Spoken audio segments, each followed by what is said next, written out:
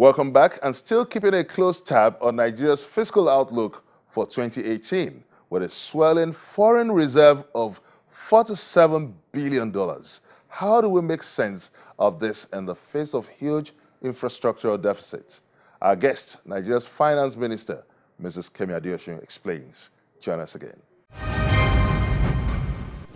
You pointed out something that could tickle the ears of many Nigerians. You said revenue generation is like a pet project to you, and you could go all day long talking about that. One of the initiatives you've taken is that of tax reform, and especially the issue of the voluntary asset income declaration. Looking at this program now, for you to get a holistic result from this, you need the cooperation of the state governors that have the custody or jurisdiction over their state's income. And to get this, how are you galvanizing the state government's cooperation, realizing that some of the state governors belong to different political parties? Yeah, I mean, the VADES program, interestingly, if you check the launch, that was one program where nearly every governor came. There were PDP governors, there were APGA governors, there were APC governors, because through one of the big reforms, I think, of this administration has been that the Vice President, who is chairman of the Economic Management Team and is also chairman of NEC, has pulled the governors together. So VADES was launched in conjunction with the state governments. So what we're finding is a lot of cooperation from whether PDP governors, APC governors, APGA, whatever party they're from. There's a general consensus that we needed to do something about revenue. We needed to do something about tax collection. So the cooperation has been very strong. We're working very closely with the Joint Tax Board, of which every chairman of Internal Revenue Service is a chair. But we've had phenomenal cooperation. You mean most of these governors share? I'm just going to say, I went to Enugu. Enugu is not an APC state. Had a massive launch. He called all the traditional rulers, the business leaders, and I explained to them, and we did it side by side. So, because the issue of revenue is not partisan. The issue of revenue is national. Tax to GDP ratio of 6%. We cannot grow. We have to address it. Take countries of our size. Thailand, similar kind of GDP as ours, collects 3 times more revenue than us. South Africa, we say we're the biggest economy in Africa. South Africa collects 5 times more revenue than us. So we have to address this issue of tax. We have to address this issue of revenue leakages. And this administration is really very much focused on that. We've done quite a lot. There's a lot more to be done. But there appears to be some inconsistency in government policy on this tax reform.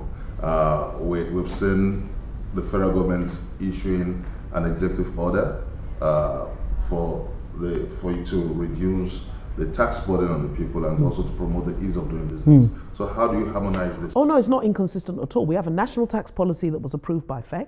And what does the national tax policy say? The national tax policy recognizes that tax is a partnership. Tax is not something that government does to punish the people. It's a partnership. So there were areas of the tax laws that were inconsistent. There were areas that were obsolete. There are areas that were onerous. So we looked at them. We have a National Tax Policy Committee which combines private sector, academia, public sector, policymakers. We look at the tax laws, and on an annual basis we begin to remove obsolete provisions. There is no inconsistency. In any tax system you must tweak it. Things that are not working, things that are burdensome. For example, under VAT laws, in theory, an Okada rider should charge VAT.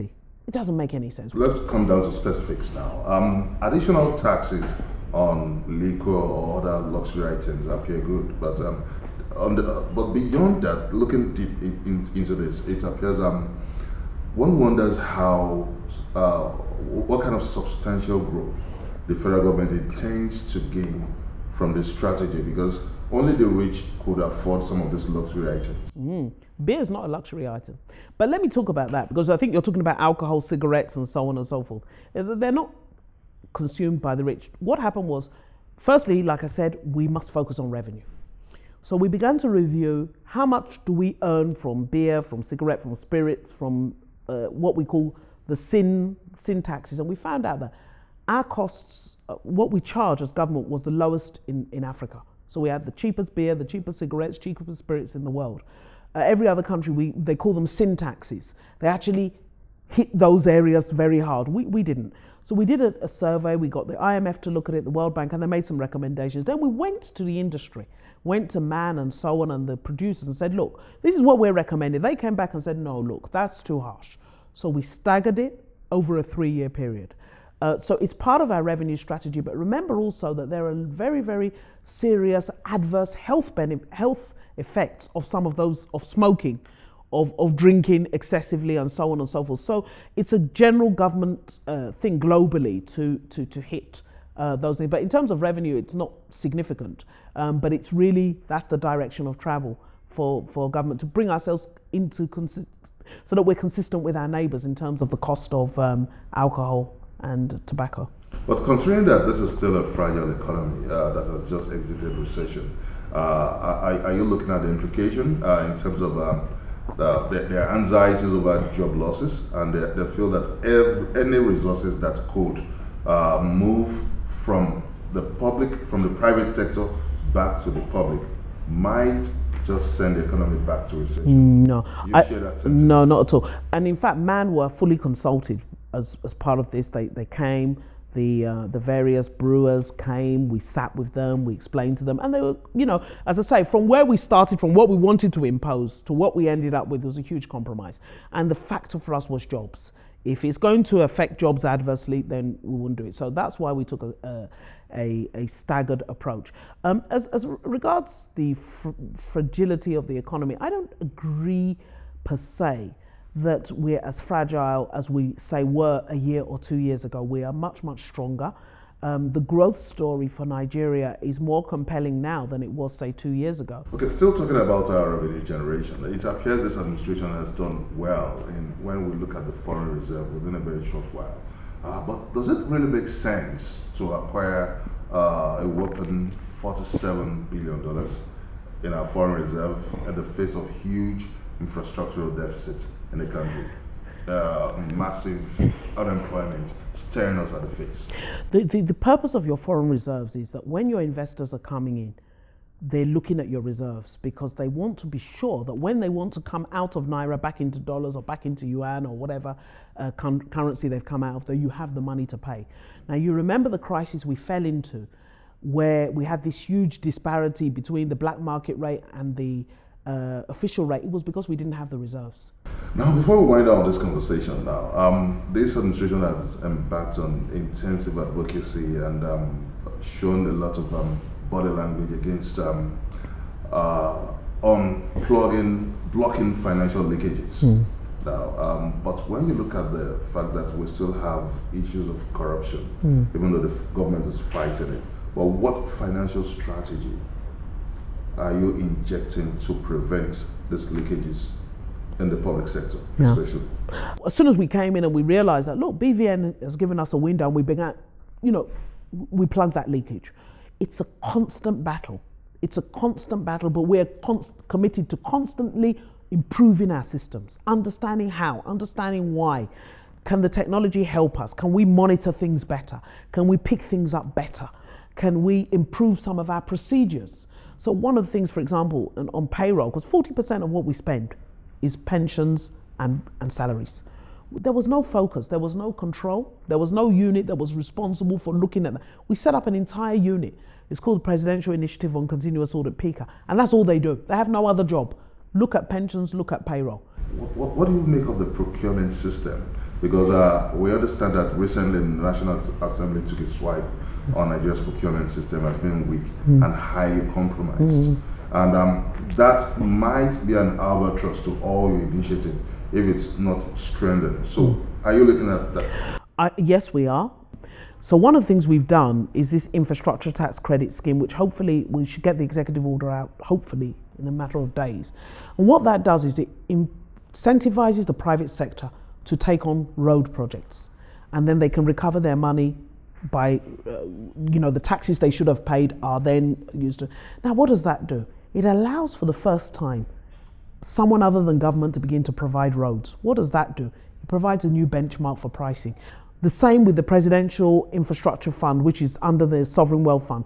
Doing those projects, taking them on. Look, if they are able to do 10 kilometers of road for X. Not necessarily compromising on quality. No, same quality. But same quality, but saying if they're able to do 10 kilometers of road for X in this area, why is yours costing X plus this? So that's where value for money then is forced into the system. Now, let me come back to full circle. The budget has just been signed, and the public, especially the masses, are looking at you. All eyes on you. That what impact are they going to get in the immediate term? Don't forget that this is an economy that is facing massive unemployment, job losses, and infrastructural deficits. So, what are you promising Nigerians? Can you look into the camera and tell Nigerians what they are to expect in the immediate term? I think the way I will answer that question is to say that the government of President Muhammadu Buhari has done things that no government has done before. This is a government that has said two things, I think, sent two economic messages.